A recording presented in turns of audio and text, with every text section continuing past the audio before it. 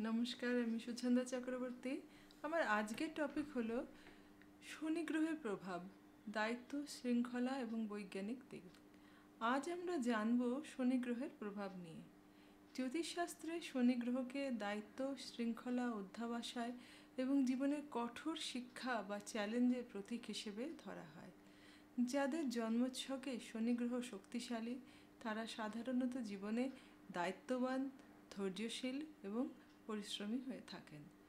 বৈজ্ঞানিকভাবে শনি হলো সূর্য থেকে সিক্সথ এবং এটি একটি বৃহৎ গ্যাসীয় গ্রহ এবং এর চারপাশে থাকা সুন্দর বলয় বা রিং আমাদের মুগ্ধ করে।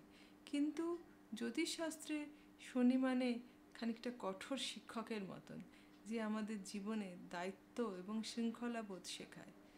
জ্যোতিষীয় দৃষ্টিকোণ থেকে শনি আমাদের জীবনে এমন কিছু পরিস্থিতি আনে যা আমাদের ধৈর্য ও অধ্যাবসায়ের মাধ্যমে উন্নতি করতে সাহায্য করে।